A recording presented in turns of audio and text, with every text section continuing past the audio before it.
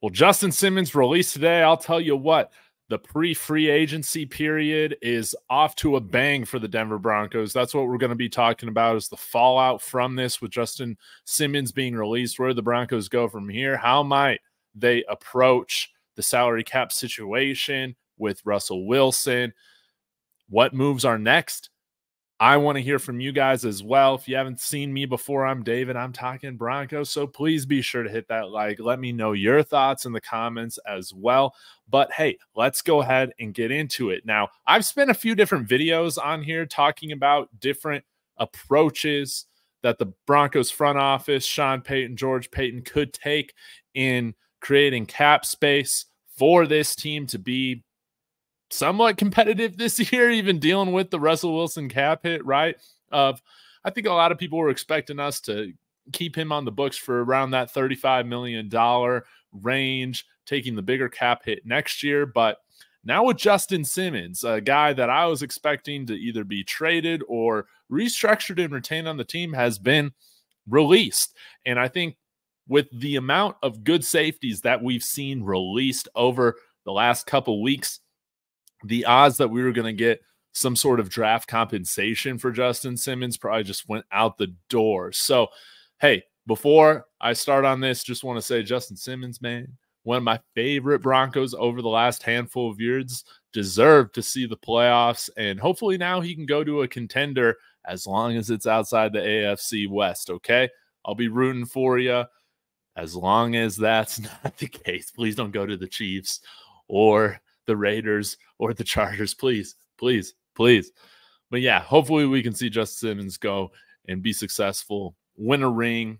We saw Von Miller win that ring with St. Louis, or not with St. Louis, with LA. But hey, let's go ahead and get to all the options. So with Justin Simmons being cut, now I'm wondering, hey, is pretty much everybody available to be cut or traded? That's a large cap hit for the Broncos this year. And it's got me thinking, hey, might the Broncos try and just eat that entire $85 million of cap hit dead money this year with the Russell Wilson release and then just start fresh in 2025? We could get there. It really, I guess, depends on if Sean Payton's okay having a bad year. And I think that a lot of us on Twitter I've seen have started to speculate, hey, does this mean they're just going to tear this thing down and go after one of the top quarterbacks next year?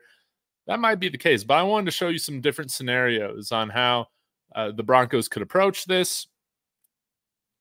So let's first take a look at this specific scenario. This is if we do indeed decide to take on that entire $85 million cap hit. You see here at the bottom, Russell Wilson released. You have that extra $49.6 million thrown into his about $35.4 that he's already on the books for. And how could we create $27 million in cap? This would allow us to fill out the rest of the roster with a handful of bargain signings. I mean, this is going to be tough, but I think Tim Patrick, I think he's going to be released. Courtland Sutton, whether you release him or trade him, that will free up about $10 million. We need to trade Jeudy in order to get his salary off the books. I wonder if we can get a day 3 pick for him. Hopefully we can. If not, maybe we have to attach an additional pick. If we trade or cut Garrett Bolles, we'll save another $16 million. Then we'll go ahead and release DJ Jones. I know that there's been a rumor that the Niners are interested in acquiring him for a pick if we retain some salary. I think that's something that we got to look at.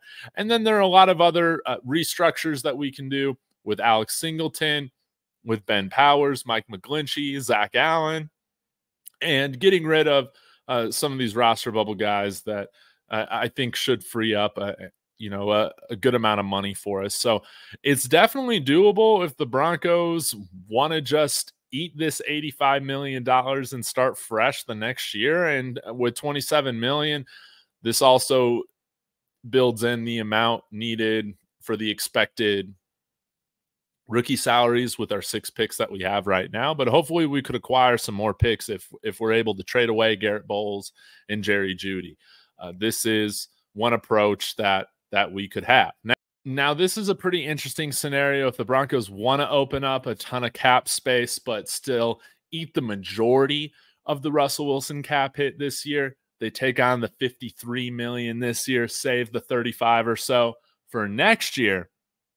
They can still open up about $60 million by doing a lot of the same things that we discussed. But of course, again, because you're not taking on the full $85 million, you're able to increase that cap from $28 million to now just a little under 60. Now, if we still wanted a ton of cap space to spend in free agency, we can still keep that cap hit for Russell Wilson at $35.4 million, okay? And we do a lot of the same moves that I outlined. Essentially, we're gaining $50 million of cap space for this year because the Russell Wilson cap hit is not 85, it's 35, okay? But hey, we're still wanting to move off of guys like Tim Patrick, Courtland Sutton, Jerry Jeudy, get rid of a lot of kind of our older veterans. Garrett Bolles, this is probably the best time to trade him if we're wanting some sort of decent draft pick, okay? And we can still restructure Mike McGlinchey, Ben Powers, all of that. And we can use this money with $77 million. You're thinking that we should be able to sign a handful of good quality players if we want to take that approach. So I think we're going to find out here in the next probably few days what approach Sean Payton and the Denver Broncos want to take with this. I'm curious, if you guys were in control of the franchise, what would you want to do right now? Personally, I would like to probably take more of a halfway approach. Let's take the majority of that Russell Wilson cap hit this year, and yeah, that $53 million or so. And so that way we can still manage, still bring in a good amount of talent this year. And then next year, it's just something that's less of an issue down the line. So y'all let me know your thoughts in the comments.